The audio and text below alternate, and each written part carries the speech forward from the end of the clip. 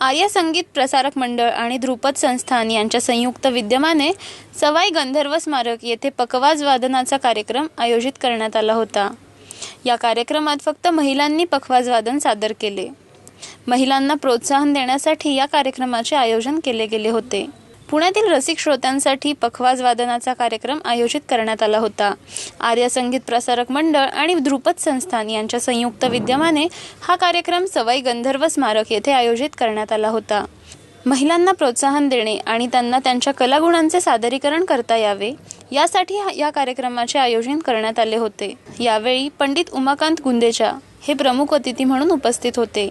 यावेळी प्रेरणा मुंढे आणि गार्गी शेजवळ यांनी आपल्या भावना नेक्स्ट जनरेशनकडे व्यक्त केल्या।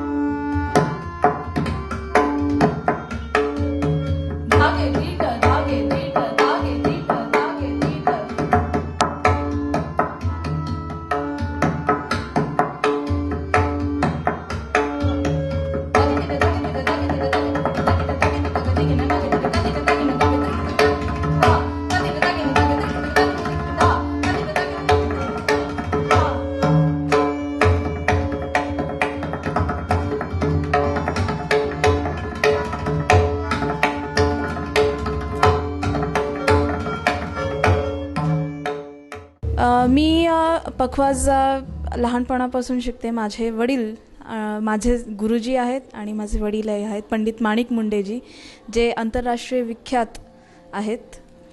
आणि मी त्यांच्याकडून लहानपणापासून शिक्षण घेते। माझा मोठा दादा सुखद मुंडे हा सुद्धा ह्याच क्षेत्रात आहे, पखवाज वाजवतो। तो वेल नोन आर्टिस्ट आहे। सो मला त्यांच्याकडूनच प्रेरणा मिळते आणि खूप आवडतं पखवाज वाजवायला। म्हणजे प्रोफेशनली त्याच्यामध्येच करिअर आहे, आवड आहे, छंद आहे।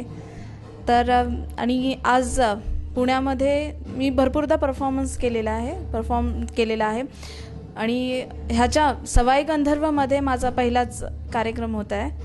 आणि इथे भीमसेनजींचे बरोबर आहे, त्याच्यामुळे आज वाजवायला सुद्धा खूप अक्षरशः आनंद झाला। अगदी असं वाटलं नाही की मी कुठे बाहेर परफॉर्म करते, अगदी घरात केल्यासारखंच वाटलं। याच्या आधी मी ध्रुपद पर्व म्हणून भोपाळला झाला होता, तेथे परफॉर्म केलं आहे।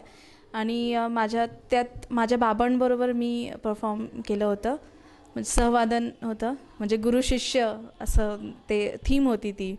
आणि आता सोलो इथे झाला, समोरच होते ते माझ्या बसलेले। So I am feeling really great आणि खूप खूप धन्यवाद।